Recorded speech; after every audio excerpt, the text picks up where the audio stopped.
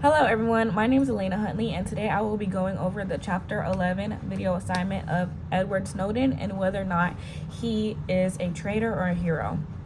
So basically, Snowden in 2013, he was a former contractor for the NSA, and he basically leaked these illegal practices that the government was doing. So it included like phone records, internet activity, and private communications between foreign leaders and American citizens as well. So basically the question is he a hero for exposing these illegal government activities and practices and making the people aware, or is he a traitor for endangering national security? So for some context, he didn't just expose like base ground things.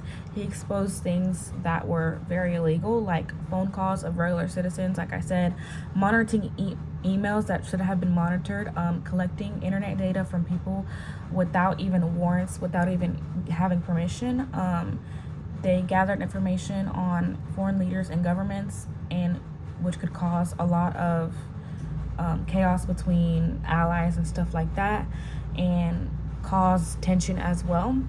They were secret and they were operated within legal oversight, but when they became public, people around the world were shocked to learn that their personal information was being used almost against them and used to be collected and analyzed.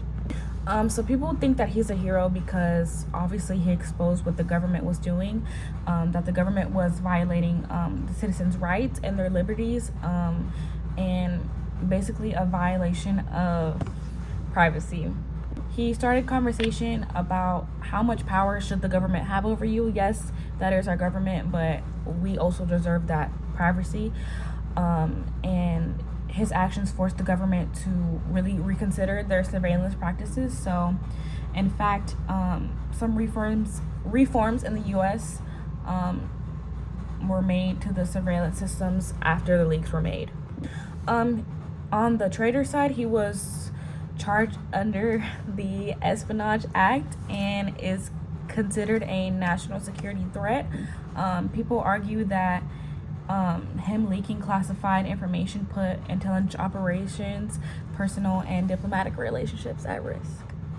Some people say that even if his intentions were good, the result of it and the consequences of his actions could have endangered lives of political leaders and even, again, some American civilization as well. He wants to protect these people, but in return, people argue that what he was doing basically hurt the people. Okay, he also fled to Russia as well, and people really start to question how genuine his actions are. You're fleeing to Russia, but you're trying to protect those in the United States, so people think that's very weird. And then another standpoint of view is that basically the fact is his actions were a form of political crime, and he broke legal norms, but he's trying to have that same morality and the fact that he wants to protect these people and their rights. But his case also raises questions as like, why does the government have this much power? Why does the government feel obligated to spy in people's lives to the extent to where all of their privacy is being violated? And how far can the government go, or how far will the government go to protect security without violating civil liberties? So in my opinion, I think that Edward is more a hero because yes, it was very risky. The job was risky, but in the end, he really wanted to protect the citizens of America. And then while doing so, he also raises question about why the government does these things and really holds the government accountable for the things that they should be doing and the things that they're currently doing in this time and age. So I guess whether you see him as a hero or a traitor, it definitely gives the balance between someone committing a criminal act to shed light to something and then someone doing criminal acts to hide things from things.